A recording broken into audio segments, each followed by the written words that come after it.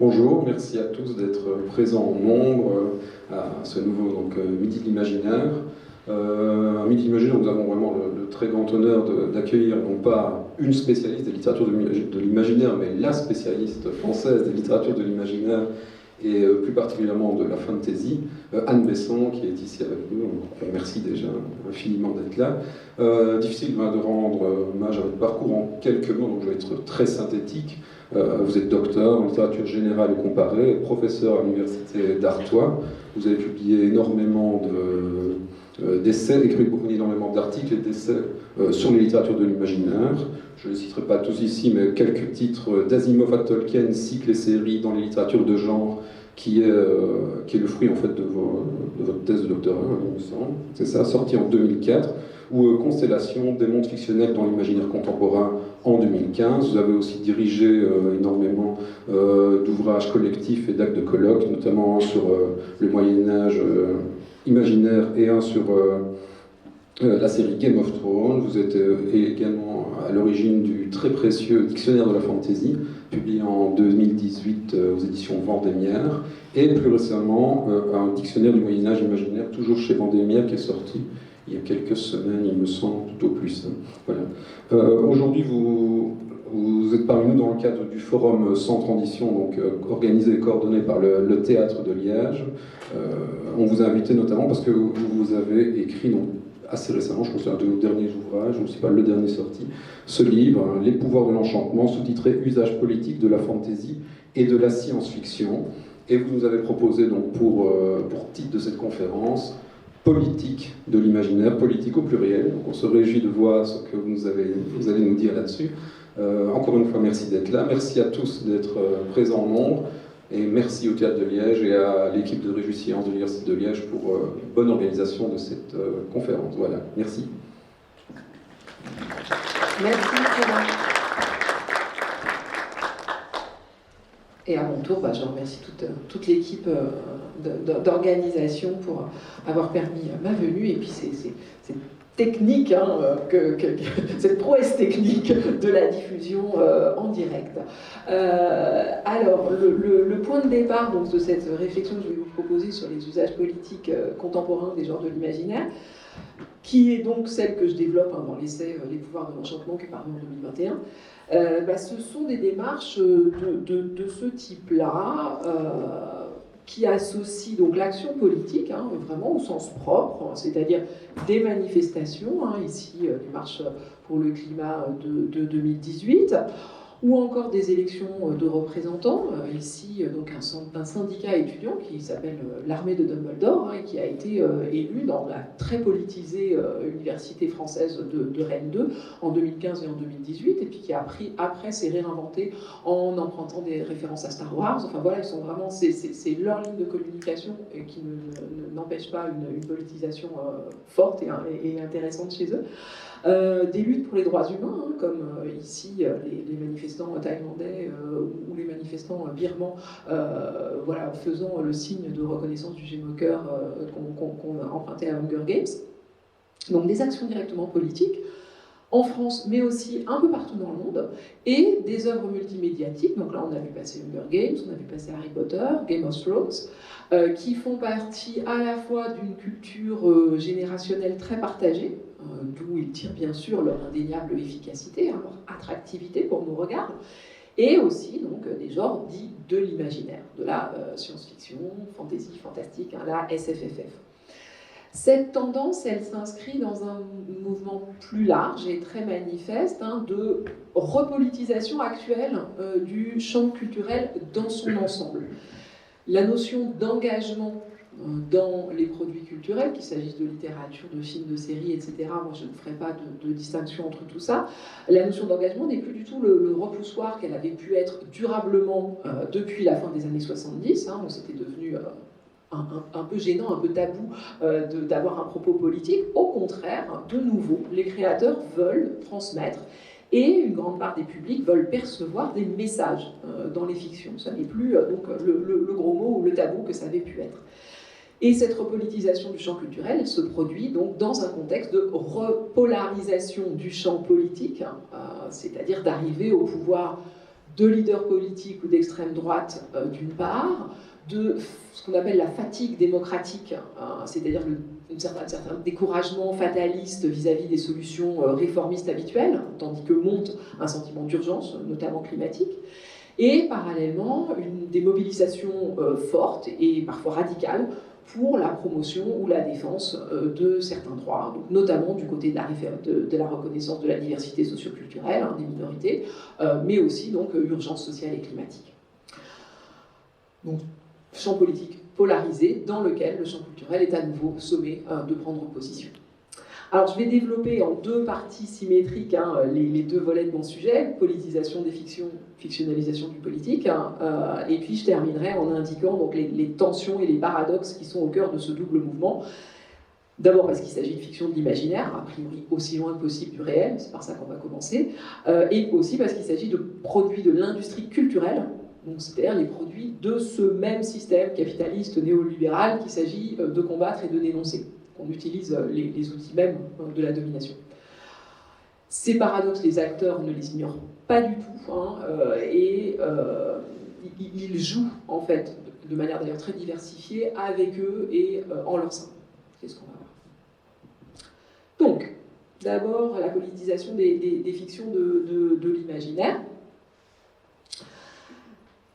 On va voir que pour pouvoir porter des messages, les fictions de l'imaginaire sont à la fois loin et proches, à la fois vraisemblables et à la fois à distance de nous. C'est le premier point que je vais développer.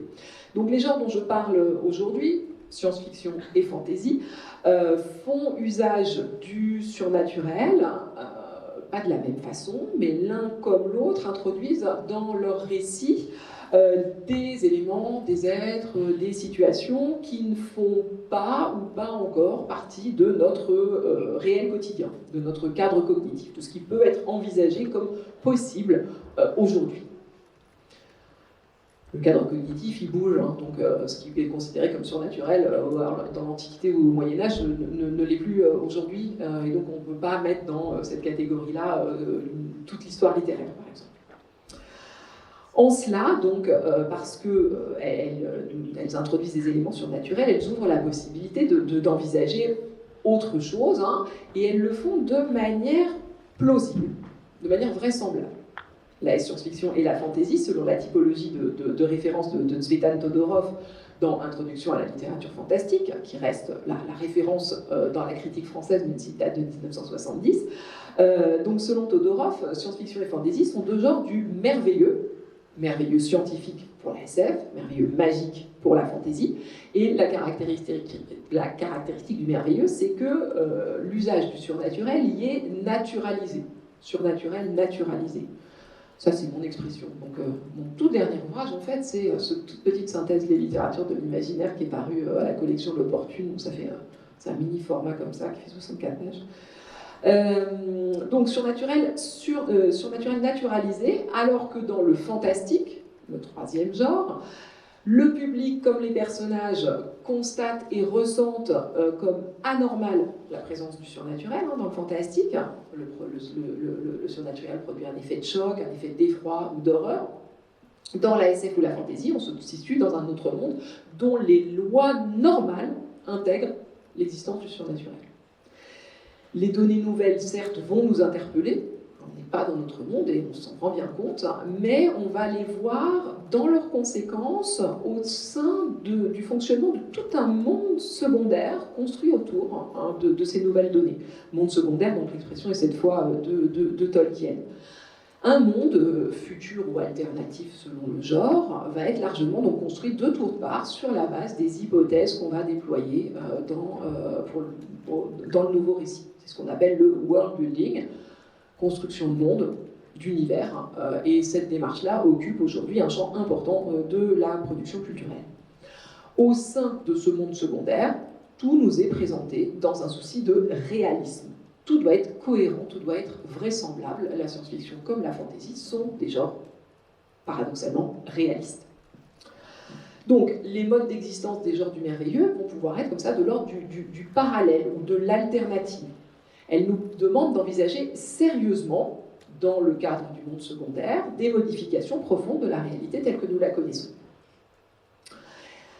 Bon, c'est assez évident pour une bonne part de la SF, qui relève de manière évidente d'une anticipation sérieuse et souvent sombre de choses qu'on peut déjà repérer comme notables dans notre réalité actuelle.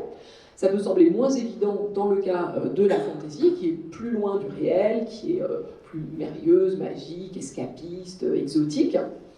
Et pourtant, la fantasy n'en suscite pas moins la même rhétorique et la même appropriation en termes d'un décentrement nécessaire qui permet, dans un second temps, de revenir aux problématiques les plus fondamentales de l'être humain et du monde qui l'entoure. La science-fiction, comme la fantasy, nous parle de l'homme, nous parle du monde, nous parle du présent. C'est des choses qu'on entend constamment dans les discours critiques, aussi bien endogènes au sein du milieu que de l'extérieur. Pour Tolkien, dans son très bel essai qui s'intitule Du conte de fées, Unfairy Stories, qui est une conférence de 1939 qui a été publiée en 1947 et qui vient tout juste de reparaître aux éditions de Christian Bourgois dans une nouvelle, une traduction un petit peu révisée avec une préface de Nathalie Prince. Lecture conseillée du conte de fées. Donc, selon lui, les fictions de l'imaginaire nous procurent une évasion qui ne doit pas du tout être prise en mauvaise part. Au contraire, qu'il entreprend de défendre de manière assez virulente dans un contexte, pré- et post-Seconde Guerre mondiale, où le fait d'être enfermé ou d'être contraint a pu être pris de manière assez littérale. Pour lui, l'évasion est justement ce qui nous permet de prendre du recul sur l'actuel et le quotidien, qui seraient les murs de la prison, et ce faisant, de mieux comprendre ce que nous attendons profondément de la vie et de la réalité, dont il dit « je ne vois pas pourquoi ça se limiterait, ce qu'on appelle vie et ce qu'on appelle réalité, simplement au quotidien le plus gris, le plus immédiat. C'est pas forcément ça la vie, c'est pas forcément ça la réalité. » Et il parle du recouvrement, grâce à la faillerie, c'est comme ça qu'il appelle la fantaisie, d'un regard neuf, le regain d'une vue claire qui rend les choses simples ou fondamentales d'autant plus lumineuses. La faillerie nous permet de nettoyer nos vitres, comme si on avait un brouillard sur les lunettes, de manière à ce que les choses clairement vues soient débarrassées de la grise buée, de la banalité ou de la familiarité, du caractère de possession. Les choses qu'on croit connaître vont retrouver leur vraie couleur à travers le passage par l'imaginaire. Le vert de l'herbe, le bleu du ciel, qu'on ne connaissait pas, qu'on ne connaissait plus. On va réapprendre à les voir. Donc ce dont il est question ici, c'est vraiment d'une nouvelle perspective critique permise par la défamiliarisation des genres de l'imaginaire. La façon dont la fréquentation des histoires aimées, des récits merveilleux, donne à leurs passionnés, qu'ils soient jeunes ou moins jeunes, les armes nécessaires pour revenir au monde qui les attend et soit l'affronter, soit l'enchanter. C'est, selon Bettelheim, l'auteur de Psychanalyse du conte de fées, la fonction du conte dans la formation de la psyché de l'enfant. Et c'est aussi ce que Lionel Davoust, qui est un romancier français qui mène aussi une réflexion sur les genres dans lesquels il crée, ce que Lionel Davoust appelle la puissante fonction métaphorique de la fantaisie, donc qui repose sur cet effet de distance, le pas de côté, pour reprendre l'expression de Pierre Bottero dans La quête des Willan, un auteur francophone qui a été assez fondateur pour la nouvelle génération de lecteurs de fantasy nés dans les années 90. Donc il faut de la distance parce que symétriquement, trop de proximité au réel, une équivalence trop stricte, trop directe, s'avère contre-productive pour le message que les genres de l'imaginaire s'efforcent de transmettre. Le message doit conserver sa souplesse pour avoir garder un caractère désirable. C'est par le biais de l'ailleurs, passé au futur, que doit s'opérer ce retour vers le présent. Supposition, oui. Allégorie, non. Pour reprendre la distinction posée par C.S. Lewis, qui est l'auteur des Chroniques de Narnia. Chroniques de Narnia, pourtant porteuse d'un message chrétien très évident à la lecture, et cependant, il opère sa distinction, il l'applique à son propre travail. Il nous dit que Aslan n'est pas exactement le Christ, mais une invention proposant une réponse imaginaire à la question qu'aurait pu devenir le Christ si un monde tel que Narnia existait. Donc c'est ce qu'il appelle une supposition, a supposal.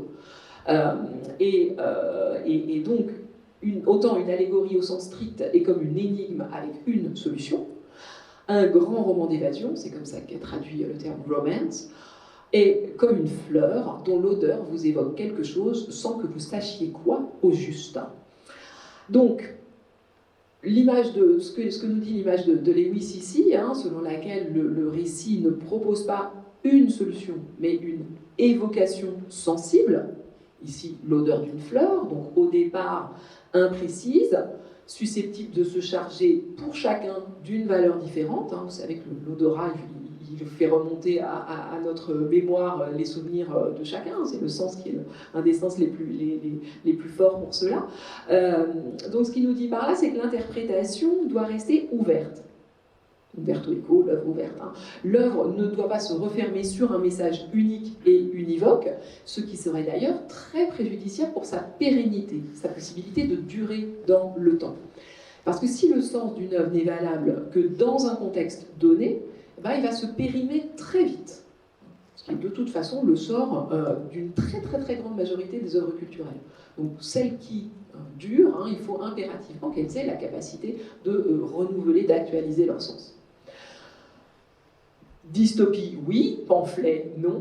Pour le dire autrement, c'est ce que signale ce qui est généralement diagnostiqué comme l'échec de la science-fiction hyper-politique des années 70, notamment en France, avec la fameuse collection Ici et Maintenant, qui est parue entre 1977 et 1980 et qui se voulait une réponse très, très politisée à cette période-là à la collection Ailleurs et Demain et ses promesses d'évasion. Il disait non, la lutte elle se joue maintenant, et la collection dirigée par Bernard Blanc a notamment publié un ensemble de collectifs dont les titres que vous voyez ici sont assez parlants. Ciel lourd, béton froid, planète socialiste, avenir en dérive, alors avec un pessimisme âpre qui a sans doute contribué à leur absence de succès. Donc ça a été rapidement abandonné au profit d'une voie médiane entre militantisme réducteur et dépaysement aveugle. Il fallait trouver le juste milieu entre ces deux écueils.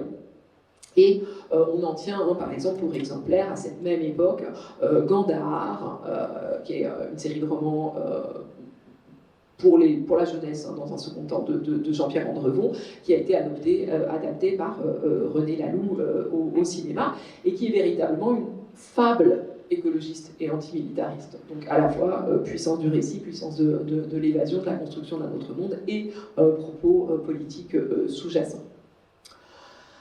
Il faut rappeler ici l'importance de distinguer, quand on parle d'une interprétation politique des œuvres, d'une part ce que les auteurs ont consciemment voulu dire, une utilisation interne au genre par des auteurs développant consciemment un propos politique, et une récupération des œuvres par des acteurs externes, c'est-à-dire les lectures qui sont faites d'une même œuvre, et celles-là, elles sont plurielles. C'est ce que William Blanc propose dans l'entrée politique du dictionnaire de la fantaisie. Donc distinguer ces deux aspects qui souvent convergent, mais pas toujours. Et la deuxième, la récupération des œuvres, elle se caractérise, pour les œuvres durables, pérennes, par sa très grande ouverture. Je vais donner un exemple des écarts qui peuvent se produire, l'exemple le mieux connu, le plus documenté, l'exemple des récupérations politiques de Tolkien. Tolkien, donc, ami de C.S. Lewis, il s'est opposé très fermement à toute lecture allégorique du Seigneur des Anneaux. Il était lui aussi contre l'allégorie, cette allégorie médiévale dont Lewis comme Tolkien étaient des spécialistes. Il ne voulait vraiment pas qu'on puisse rapprocher leur œuvre de tel ou tel contexte historique, de telle ou telle symbolisation directe. Cependant, il n'a pas pu empêcher son œuvre d'être lue, alors d'abord à la lumière de la Seconde Guerre mondiale, hein, l'anneau c'est la bombe atomique, Voldemort, les nazis, Voldemort, Sauron, mais bon, vous voyez, un même combat, et ensuite hein, de faire l'objet d'appropriations politiques très diversifiées. Puisque donc on a eu d'une part aux États-Unis et en Angleterre, hein, ici on est en Angleterre hein, avec Covent Garden, à la fin des années 60, les opposants à la guerre du Vietnam sur les campus contre-culturels hein, et les hippies ont lu et revendiqué la Terre du Milieu, le Seigneur des Anneaux, comme une œuvre où il lisait une opposition directe au complexe militaro-industriel de Saruman et Sauron, hein, qui coupent des armes, qui créent des armées, et puis comme une célébration des puissances de l'imagination, aidée éventuellement par les drogues, etc. Mais son attraction s'est aussi exercée sur l'extrême droite, alors en particulier en Italie. Hein, on a vraiment des réceptions nationales diversifiées, avec les fameux hein, ou infâmes campi Hobbit. Vous avez ici l'image de celui de 1977. Donc des espèces de rassemblements festifs de Woodstock d'extrême droite hein, pour les néofascistes. Et des mouvements identitaires contemporains, donc ici je vous ai mis l'exemple belge, hein, continuent à s'inspirer indirectement de ces structurations-là, hein, en reprenant le terme de camp Hobbit. Et bien sûr, la nouvelle première ministre italienne post-fasciste, hein, Giorgia Meloni, a récemment remis cette appropriation de l'univers de Tolkien par l'extrême droite italienne sous le feu des projecteurs, puisque c'est quelque chose qu'elle revendique hein, depuis toujours et qu'elle met régulièrement en avant. Et la lecture de Tolkien, pour l'extrême droite italienne, c'est vraiment quelque chose qui les fédère hein, dans un sentiment communautaire et une œuvre dont ils parlent beaucoup. Hein, là. Donc ça, c'est un post à l'occasion de l'anniversaire de la naissance de Tolkien en janvier, qui date il y a 4 ou 5 ans, je ne sais plus, et où hein, elle invite vraiment ceux qui n'ont pas lu Le Seigneur des Anneaux à le faire au plus vite, parce que c'est vraiment une œuvre magnifique, et c'est sa préférée. Enfin, elle s'est toujours revendiquée fan de Tolkien. Bon, donc, on peut légitimement comprendre fantasy et science-fiction comme vouées à nous transmettre des valeurs. C'est ce qu'on a vu en première partie. Ils nous font effectivement réfléchir sur ce qui nous rend humains ou ce qui rend notre monde vivable. Mais on constate aussi qu'ils peuvent de cette façon servir toutes les idéologies, les plus diverses, sur tous les bords de l'échiquier politique. Alors bien sûr, la SF a derrière elle plutôt une tradition de gauche. Hein, une longue histoire de politisation explicite, et la science-fiction, elle est spontanément perçue comme contre-culturelle, parce qu'une partie des œuvres au moins font activement la promotion d'un contre-modèle de société, et puis à minima, on peut se dire que le genre correspond globalement hein, à une pensée progressiste. C'est le cas en France et dans le monde francophone très clairement. Hein, la nouvelle science-fiction politique dont je vous ai montré des couvertures tout à l'heure, hein, la collection Ici et Maintenant, n'est qu'un épisode d'une tradition qui est restée vivace, hein, qui n'a jamais disparu. Roland C. Wagner, par exemple, hein, est un auteur très, très politisé de science-fiction française et qui est important pour les corpus jusque dans les années 2010. Alain Damasio, encore aujourd'hui, plus généralement les éditions La Volte, hein, où Damasio publie, et qui poursuivent hein, donc cette tradition de l'édition engagée et de l'édition de collectif, hein, qui représente bien cette idéologie, puisque voilà, on trouve l'idée de la lutte collective hein, à travers les recueils qui associent plusieurs auteurs. Mais il n'y a pas pour autant, même en science-fiction, consensus. Hein. Il y a conflit, il y a attaque, une fraction du milieu de la science-fiction, en l'occurrence manipulée, on le sait depuis, en sous-main par un activiste alt-right fameux pour ce genre d'action, c'est un monsieur qui s'appelle Vox Day, qui était également au cœur du Gamergate, qui est un autre très grand scandale de trolls, d'attaques d'extrême droite, de ce qu'on appelle le fandom toxique, sur, cette fois, le milieu des gamers. essentiellement autour d'attaques sexistes. Hein. Donc cette même fraction du milieu s'est élevée contre la surreprésentation, à leur avis, de ce qu'ils qualifiaient de message fiction dans l'attribution des prix Hugo.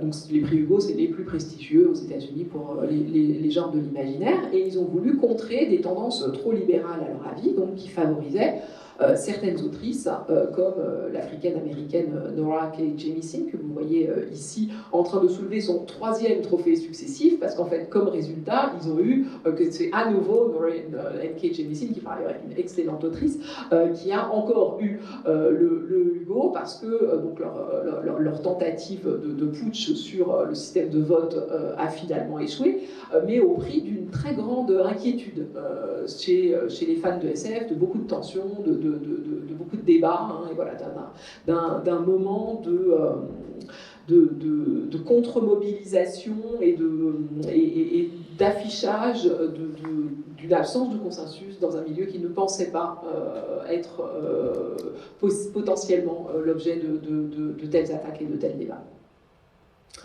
La fantaisie, elle, dans les années 70 en tout cas, était clairement considérée comme fasciste. Hein. Elle était dénoncée comme telle par l'autre bord. Le grand exemple, c'est un roman qui s'appelle Rêve de fer de Norman Speedrad, donc un romancier américain contestataire et francophile. Et dans cet ouvrage, en fait, on lit un roman enchâssé qui s'appelle Le Seigneur du Svastika, et qui est écrit par un certain Adolf Hitler, qui est un peintre qui s'est installé aux États-Unis. Donc on est dans une uchronie où Hitler est devenu auteur de fantaisie. Et de cette manière-là, Speedrad met vraiment à jour de façon très crue un certain nombre d'impensés de la fantaisie, mais aussi de la SF pulp, hein, de toutes les space opéras, où il s'agit de mettre en scène la destruction sans état d'âme de races monstrueuses. Hein. Alors, on arrive dans une planète et ces aliens sont vraiment très très méchants et très menaçants, exterminons-les. Et en parallèle, hein, l'exaltation épique de grands guerriers investis de pouvoir surhumain. Donc il nous dit, voilà, réfléchissez 2 secondes à l'arrière-plan idéologique que de telles histoires qui nourrissent la SF et la fantasy des années 30 aux années 50 peuvent avoir, hein, sur les esprits. Donc on a longtemps vécu, hein, dans l'ombre de cette opposition fantasy-réac SF de gauche, mais le très grand succès remporté par la fantasy depuis le tournant du XXIe siècle, hein, depuis les adaptations du Seigneur des Anneaux par Peter Jackson, le phénomène Harry Potter, hein, et tout ce qui s'en est suivi. Depuis ce moment-là, hein, les équilibres sont complètement modifiés entre les deux genres, au profit de l'ancien vilain petit canard qui était la fantaisie. Alors les genres se sont très largement hybridés, et puis surtout la fantaisie est énormément diversifiée pour être aujourd'hui un genre très dynamique, très actuel et très en contact avec les attentes de ces publics, hein, qui sont aujourd'hui majoritairement féminins, jeunes, et donc qui vont clairement, hein, dans le sens d'une demande de meilleure représentation de la diversité sociale, des minorités LGBTQ+, notamment. Donc, hein, SF et fantasy aujourd'hui partagent, hein, de fait leur capacité à être à la fois en prise avec les peurs ou les espoirs de chaque époque et aptes à réinventer ou à réinvestir autrement leur levier d'analogie. Elles sont constamment actualisées.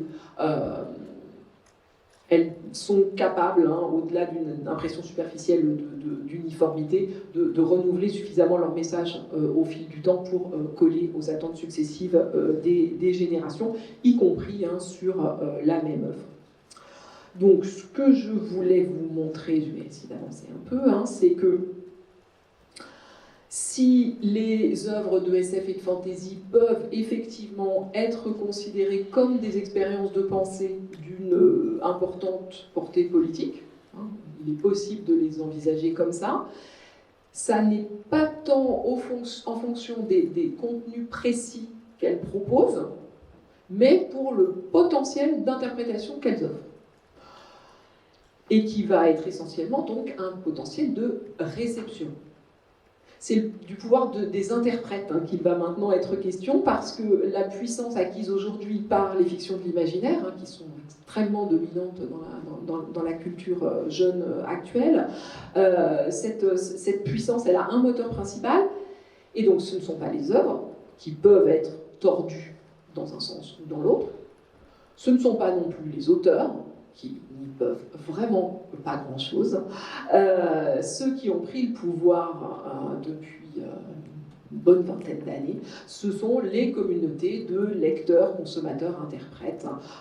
Donc, hein, c'est la réception hein, qui fait toute la différence. Oui, ça c'était pour les possibilités d'actualisation constante des œuvres et le fait que les auteurs n'y peuvent pas grand-chose. Là, en l'occurrence, Orwell est mort, hein, mais c'est vrai qu'il se retournerait un certain nombre de fois dans sa tombe. Ici, oui, c'était la dernière résurgence de 1984, qui est vraiment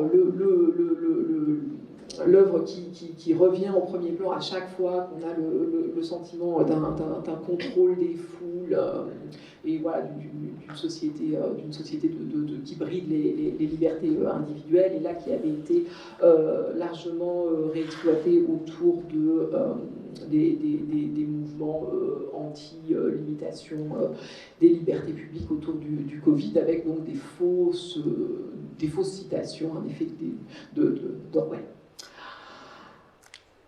Donc, on le voit hein, avec cet exemple, c'est que l'usage idéologique des fictions de l'imaginaire s'étend très visiblement ces dernières années. Usage idéologique hein, des fictions de l'imaginaire. Les petits exemples que je montrais tout au début, on va y revenir.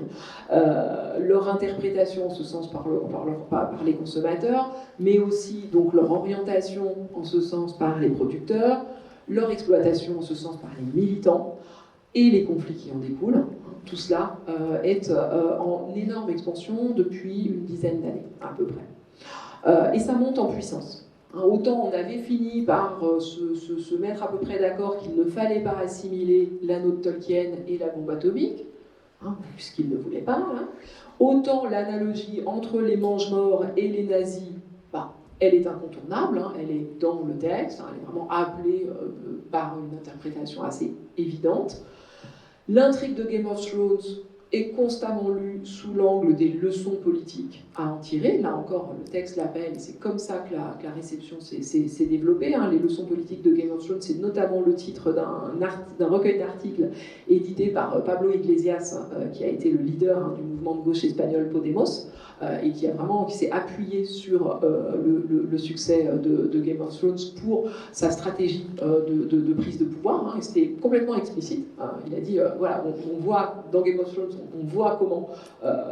alors, son gros problème, c'est qu'il s'était identifié à Daenerys. Donc, on voit comment Daenerys prend le pouvoir, et nous, on va faire la même chose. Et donc, il a réussi, elle a un peu échoué, et après, il a à son tour dû se rendre compte des difficultés du pouvoir. Aujourd'hui, l'exemple le plus récent, c'est la manière dont la Terre du Milieu est très largement sollicitée pour parler de la guerre en Ukraine. J'y reviendrai un tout petit peu tout à l'heure. Je n'aurai pas le temps de développer beaucoup cet exemple. Mais là, donc, vous avez une carte de l'Europe où tous les tomonymes réels sont remplacés par leur équivalent tolkienien. Donc voilà, ça superpose Middle Earth et Eastern Europe. Et dans le détail, c'est vraiment très très bien fait, très intéressant à regarder. Et en fait, ça incite les gens à connaître la carte de l'Europe. Cette zone-là de la carte de l'Europe, on la connaît très mal. Voilà, où peut être la Biélorussie, qu'est-ce que c'est que cette enclave de Kaliningrad, etc. Donc là, cette carte-là, avec les toponymes de la Terre du Milieu, elle donne envie d'aller regarder de plus près, et elle fonctionne très bien. Ou encore cette petite sélection de mèmes autour donc, de l'association entre le camp du bien et l'Ukraine, que j'ai emprunté donc un article du Monde qui est bien fait. Donc le contenu idéologique ou politique associé aux univers de fantasy et de science-fiction, il est de moins en moins latent, de plus en plus explicite. est de plus en plus courant, de plus en plus familier. Et les publics sont désormais en attente de contenus politiques à débattre dans les fictions et qui vont pouvoir ensuite déployer dans le réel. Il y a une véritable attente d'une lecture politique possible des fictions qui nous sont proposées. Alors je vais revenir un peu en arrière pour comprendre ce qui se produit, parce qu'en fait, les genres de l'imaginaire ont derrière eux une longue histoire d'expression des minorités et d'appropriation politique de contenus qui n'étaient pas forcément au départ. SF et fantasy sont au départ des genres de niche, et ceux ou celles qui ont trouvé refuge du côté de ce qui était alors une marge culturelle étaient parfois aussi les marginaux de la norme hétérocentrée. C'est notamment le cas de fandoms bien documentés, comme celui de Darkover, que vous avez ici, Ténébreuse, qui est un univers romanesque de Marion Zimmer Bradley, qui laisse une large place aux relations homosexuelles et à l'autonomie des femmes à travers un peuple qui s'appelle celui des libres Amazones. Ou encore le fandom de Star Trek, dont la devise et la philosophie est vraiment extrêmement inclusive, dans une promotion de la diversité totale. Et donc, ces fans ont essayé de faire en sorte que des personnages homosexuels entrent au casting. Alors, avec pas de succès dans les années 80-90, il a fallu attendre longtemps pour que ce soit effectivement le cas, mais ils ont contribué à développer un type de fanfiction qui aujourd'hui, la fanfiction est aujourd'hui quelque chose d'extrêmement important, et c'est eux les premiers à avoir fait ce qu'on appelle le slash, donc inventer des relations homosexuelles entre des personnages qui ne le sont pas à l'écran, Kirk, Spock, Kirk/Spock, et donc le slash c'est ça, c'est apparier ensemble des personnages du même sexe en dehors des lignes scénaristiques prévues. Et c'est la première forme de ce qui s'appelle aujourd'hui le shipping, qui est beaucoup plus largement développé. Donc là encore, c'est chacun selon ses choix, selon ses envies, ses désirs, qui peut apparier ensemble des personnages sans tenir compte, en tenant seulement compte de la manière dont ils envisagent eux l'unité du personnage, la cohérence du personnage. Donc ici, les activités des fans croisent déjà le chemin des militantismes féministes et homosexuels, parce qu'ils se saisissent de récits qui ne sont pas directement liés dans un but d'empouvoirment de voix minoritaires, et notamment ils entreprennent de repenser la dynamique relationnelle et sentimentale entre les personnages. Depuis 25 ans, depuis l'avènement de l'Internet grand public, qui a permis à ces communautés, qui étaient des communautés de niche, mais très soudées, très organisées, et qui étaient déjà présentes sur les réseaux. Et donc, comme elles étaient déjà constituées, elles ont été les premières présentes sur les réseaux, elles y ont acquis une visibilité inédite. Dès lors que tout le monde a commencé à être sur Internet, eux qui étaient là, ils ont pu promouvoir leur contenu de manière extrêmement efficace. Donc les genres de l'imaginaire ne sont plus à la marge, mais vraiment au cœur de l'expérience des générations nées depuis la fin du XXe siècle, et donc grandi avec Buffy et Harry Potter, Le Seigneur des Anneaux et Matrix, puis Lost, World of Warcraft, aujourd'hui Game of Thrones, Netflix, Disney+, etc. La disparition progressive des espaces de débat ou d'éducation politique traditionnels, les syndicats, les partis, très largement aussi aujourd'hui, les cafés même, qui n'ont plus ce rôle-là, qui se sont réinventés sous d'autres formes de tiers-lieux, donc à déplacer le débat politique, comme on a pu le voir déjà, dans la sphère des débats sur les fictions. Et donc notamment aujourd'hui en ligne, sur les réseaux, sur les forums, c'est là que sont nos références partagées, c'est là qu'est la culture commune à partir de laquelle on peut construire des valeurs collectives dans le monde d'aujourd'hui et à partir de ces valeurs collectives, on va pouvoir discuter de ce qu'on veut plus largement en dehors de dans ces fictions-là. Qu'est-ce qu'on aimerait trouver dans les fictions et à quoi on aimerait que le monde ressemble à partir sur cette base-là. Donc, une des références sur The New Youth Activism, donc l'activisme des jeunes aujourd'hui, et l'usage des médias en ligne pour ça, c'est Henry Jenkins, qui est déjà le grand pape des femmes studies américaines depuis longtemps et qui s'intéresse à cette question dans By Any Media Necessary. L'emblème de la montée en puissance du fan-activisme, c'était hier, l'Harry Potter Alliance, donc une association caritative fondée en 2005 par des fans de l'œuvre de J.K. Rowling, dans le but de traduire donc les valeurs acquises à la lecture en action sur le monde. Alors maintenant, il ne s'appelle plus la Harry Potter Alliance parce qu'il s'estime à juste titre trahi par les positions de J.K. Rowling, et donc maintenant il s'appelle Fandom Forward. Mais leur démarche, elle reste intéressante, turns fans into heroes. Donc faire du consommateur culturel un acteur social en le faisant entrer dans l'histoire. Turn fans into heroes. C'est le principe très important dans les fandoms du take back the narrative.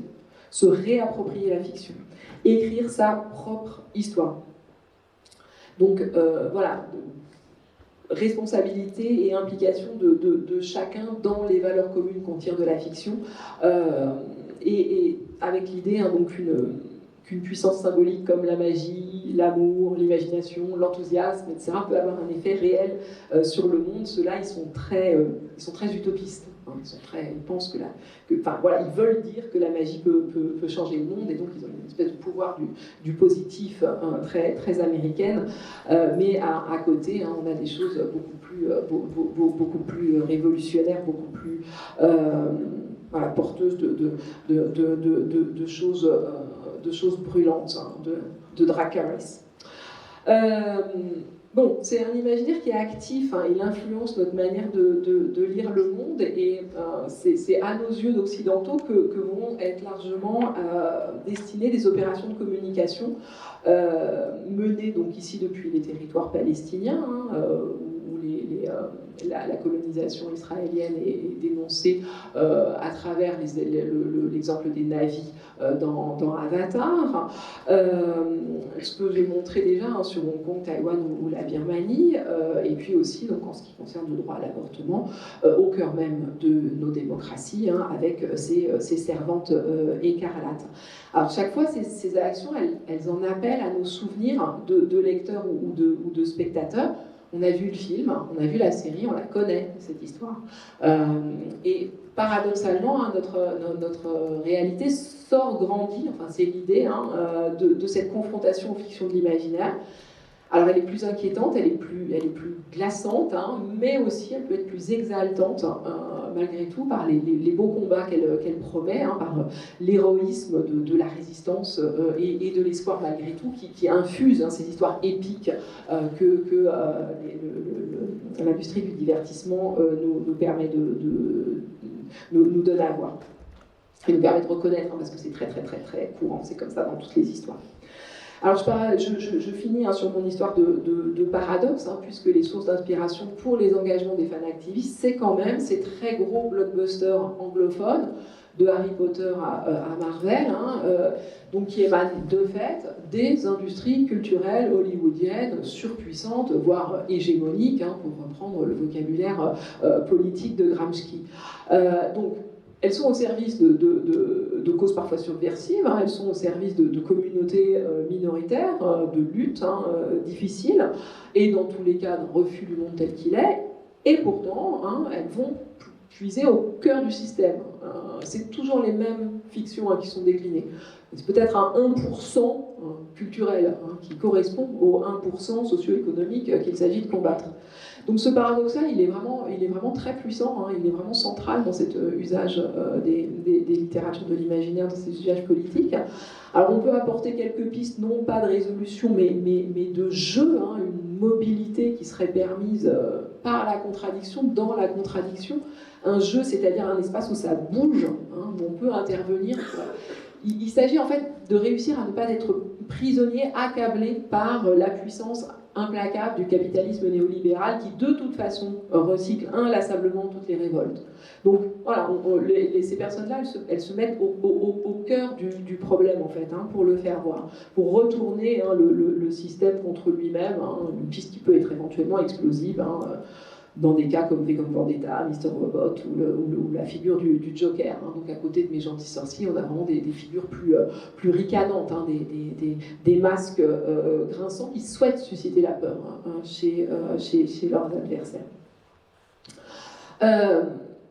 Bon, je passe vite sur un certain nombre d'éléments. Bon, donc si pour conclure hein, mon propos,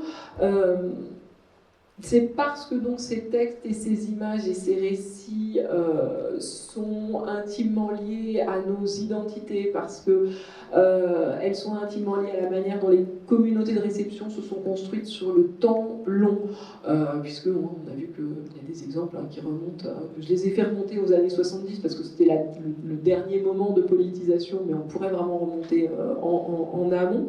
Et aujourd'hui, elles sont tissées dans nos vies hein, par nos quotidiens très médiatisés, très connectés. Donc elles suscitent un attachement, alors sans doute, lui, assez inédit dans l'histoire, en raison de la très grande confusion, pas dans un sens négatif, hein, mais de ce qu'on vit et de ce qu'on regarde aujourd'hui, hein, qui ne sont plus tellement distincts. Donc cet attachement très puissant permet aux fictions de l'imaginaire d'être au carrefour des engagements contemporains, à la fois au nom des causes politiques hein, et au nom du contenu qu'on veut lire dans les fictions. À chaque fois, il s'agit de remettre en cause hein, par leur biais, d'une façon parfois brutale, une autorité, un état des choses donné comme inéluctable, l'idée que les choses ne peuvent pas changer, there is no alternative, hein, les fictions de l'imaginaire sont l'exact opposé de there is no alternative, donc que ce soit le cours des choses ou celui d'une histoire. Alors, il n'y a pas de consensus qui émerge hein, sur les directions que ce nouveau récit devrait emprunter, mais vraiment, il s'agit au cœur même de la société de consommation et de ce qu'elle produit comme divertissement escapiste, de faire ce mouvement Take Back the Narrative, hein, reprendre le pouvoir sur le récit collectif qui nous est donné à lire et à vivre. C'est là hein, que la lutte se joue aussi aujourd'hui. Je vous remercie.